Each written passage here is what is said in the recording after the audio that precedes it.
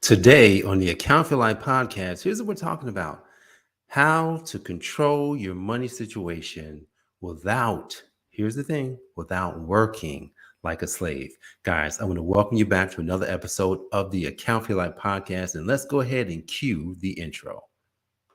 Life is precious, and we all have the opportunity of living it to the fullest. Unfortunately, so few of us know how to manage it all. How do we account for our opportunities? How do we account for our time? How do we account for our relationships, health, spirituality, homes, finances, influence, and careers? How do we account for the one life we have to live? I am so glad you asked. In this program, you will find answers to all of these questions and more. Welcome to the Account for Your Life podcast with your host, the healthy accountant himself, Jay Moore.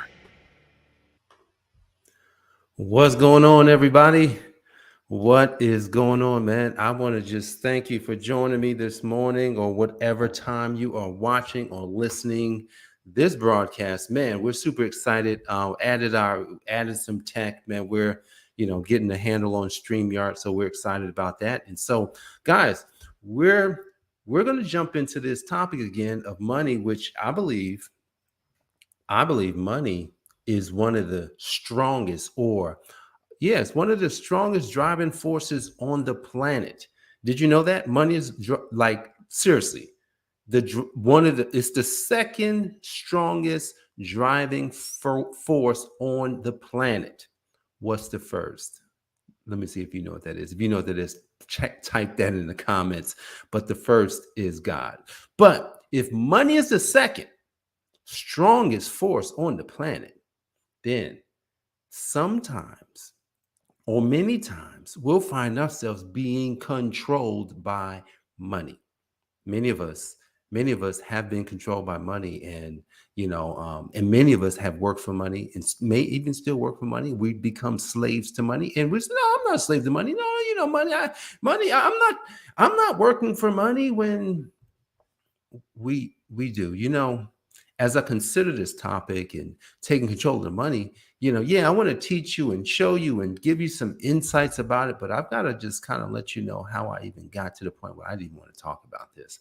How I would even want to be in a situation where I would be sharing with the world that, you can control money. And, even while I'm still on the journey, like, you've got to be in a position to actually convince yourself that even though, say, I'm not the richest guru, I'm not even close to that, but still have the courage to stand and say, you know what, I'm still going to talk about this because I'm like I was built for this. And I was thinking about how I got here, and what was driving me, in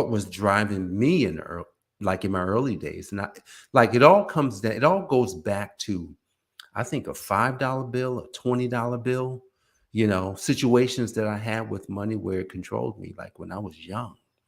You should think about this. And when I was young, back when, I can't even remember how young I was, but I know it was between age 1 and probably age 8, and one situation I got myself into, which was, I borrowed, in both situations, I borrowed some money. I was, me and my family, we were visiting a friend of my dad's, actually here in the Washington, D.C. area. We come down for the weekend, we hung out, and we were staying at his friend's house, and my dad's friend's house, and we was hanging out in his office, just kind of, because we didn't have anything to do, and we just running around trying to figure out what to do, me and my brothers. And I'm in his friend's office, and I see, I think it was this $5 or $20 bill, and I was like, oh shoot, it is so crisp and beautiful. I was like, man, he won't miss it. I said, man, I'm going to borrow this because I just like the way it feels. I wanted to control money back then because, we were growing up in Newark, New Jersey. At the time, we lived on 77 Orton Street North Newark, New Jersey. And man, that was some time ago. And just thinking about the fact that I knew we didn't have a whole lot, like, because we, me and my brothers, it's 3 of us, we all shared a room. I knew that we were probably poor, but we managed to go do okay. We had food in the house. And so money became one of these things that was a driving force in my life because I felt like I wanted it, I needed it, didn't know what money would do for me or how I would become the person that God created me to be. And I was just like, money, money, money. And I took this $5 bill, came home. Long story short, because I got two stories about that. Long story short, I got busted. My brother told on me, my oldest brother told on me, and I got the whipping of my life because I wanted to control money. Anybody here ever say to themselves, man, how can I control money?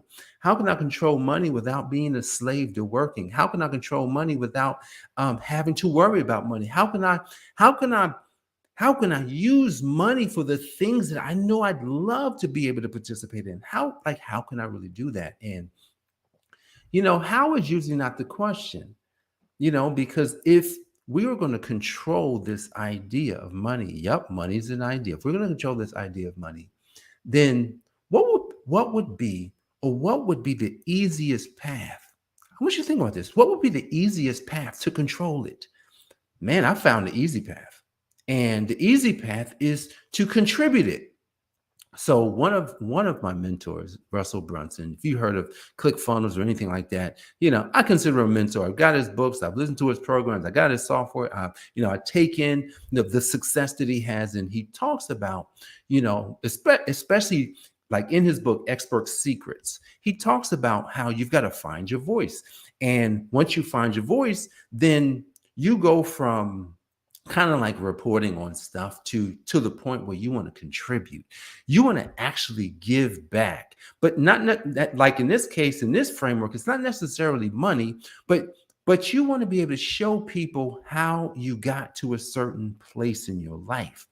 But it works the same with money. Like money is so interesting because you could get paid today, right? Today is Thursday. A lot of people get paid on Thursdays. A lot of people get paid on Fridays.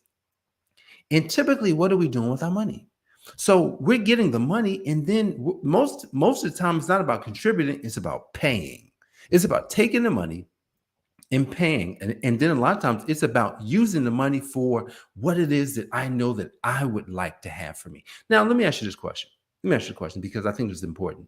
You know, are your needs more important than the intention of your life? What do you think about this? Are your needs more important than your intention of your life?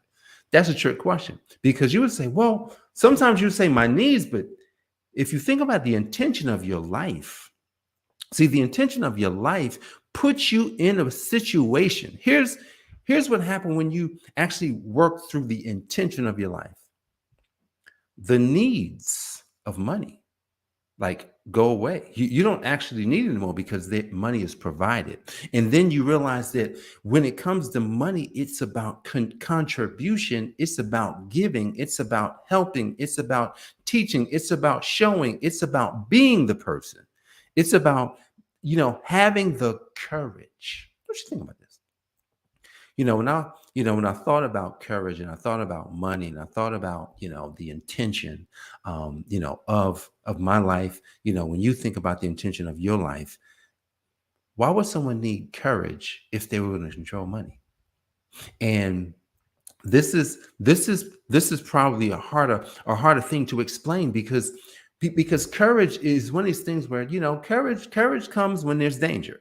Courage comes when there's danger. But imagine telling your family member, when I was, and so this has happened to me. When you tell your family member, or you tell your friend, you say, "Hey, be a millionaire, man. I'm gonna be super successful, man. I'm gonna change the world, man. I'm gonna, millions of people are gonna hear my name, and millions of people." And they're looking at you like, "What are you talking about? Like, you're introvert, you're shy, like you've never done anything like that before. Like, so how in the world? Why in the world are you talking about doing something like that? And have you ever been in a situation where they actually told you that it wouldn't happen?" I can remember just getting those um ideas implanted into my spirit where people told me that it wouldn't work. People said that you're going the wrong way. People said that, why are you always talking about money? Why are you always talking about, just money, money, money? Because look, money is not everything. What?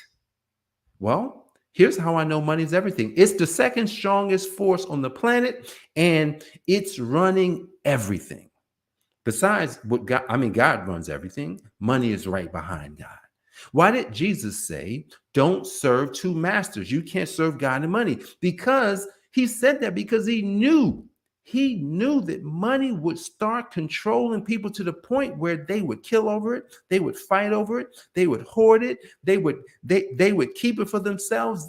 That's why the scripture says, don't lay up for yourself treasures on earth, but treasures in heaven. But here's the thing. He didn't say don't lay up. And I got directly from that. I got that quote directly from Miles Monroe. He said, don't lay up for yourself, but lay up treasures in heaven. But here's the thing. What if you're storing this money so that you can do good? What if you're using this newfound courage to actually say things that people don't like to, you know, I'm on here every single day. I can guarantee people like, man, this dude every day he's got to run a podcast. Every day he's got to post a video. I'm sure it's in the way. But you know what? I set out on a mission. Are you on a mission? Are you purpose driven? I remember when I first discovered how to get purpose driven in my life. It was the book by Rick Warren. Have you read that book, The Purpose Driven Life? And the purpose driven life taught me reading the book. That was the first book I read from cover to cover, and I couldn't put it down. I was like, oh my goodness, I can't believe I've been missing this. I can't believe that I've lived my life for, at that time, probably plus 40 years and had not discovered what my purpose in life is. See, here's the thing. See, controlling money is as easy as one, two, three, right? It's that easy, right? Because one of the things that you have to discover is that when you control money, I already talked about the contribution, right? It's the contribution, right? You have to be willing to contribute. You have to be willing to take the money, because when the rich ruler came to Jesus and act like he was good, if he was just willing to contribute, if if he realized that it wasn't about how much money he had, but it was about the impact he could make. And most leaders, look, are you a leader? Are you someone who knows they have a purpose, not sure what their purpose and calling is, or know what it is, but not sure how, pretty much what you should be focused on? It's the contribution, right? It's the character. It's the character that you possess. And before we close today, I want you to think about the character. I want you to think about the character. Character is one of the most important things when it comes to controlling money. Look, I guarantee I didn't have, my character was shoddy. Look, I grew up, like, I'm just telling you the story about growing up and taking money and thinking I was borrowing it. I went to my father's wallet. He had Chris $20 in one night, but I just took the 20 and I put it under my pillow, because they said, man, I just slept on it. Like, man, I know God's got something for me. I know that God's going to change my life through money. But it's the courage. It's the courage to keep going even when it seems like all I'm doing is working for money. So look, you don't you should not work for money. You should not slave for money. You should make decisions based on the intention and purpose of your life. See, because I can guarantee you, like when God tricked me to start doing this podcast 5 years ago, it's been 5 years. He tricked me. He tricked me because I told him that I'd be his slave. I told him that I would yield to him. I told him that I would be the person that he created me to be. I said, look, whatever you need me to be, and whatever it is you need me to do, I'll go ahead and do it. But you know what? When he tricked me to start doing the podcast, start doing it every day, I'm like, well, but what if no one's listening? He says, who cares? I'm listening. I'm listening to who you are becoming, because I know who you are. See, if you're going to control money, then I already told you, you have to connect to the impossible. You have to realize that it's about contribution. You have to realize that it's having the character, right? Having the character of faithfulness. And that's just one piece. You have to be faithful to the intention that is your life. Write that down. You have to be faithful to the intention that is your life. Yeah, we talked about controlling your body. And in controlling your body, you look at a car. The car has a driver. And in order to control your body, you've got to realize that you are the driver of your body. And because you are the driver of your body, then as you're driving your body, as you are controlling your mind, as you are connected to the impossible, the second strongest force on the planet is not stronger than God. And because it's not stronger than God, you can stand firm in courage, knowing, you know what? Controlling money is as easy as 1, 2, 3. Character, right? Contribution, courage. That's how easy it is for you to control money. Now, look, if you're looking for other ways, if you're looking for even more practical ways of controlling, keep following this podcast so that we can help you become the person that you were created to be so that you can do all the things that you were created to do. God bless, and I'll see you on the next episode. Take care.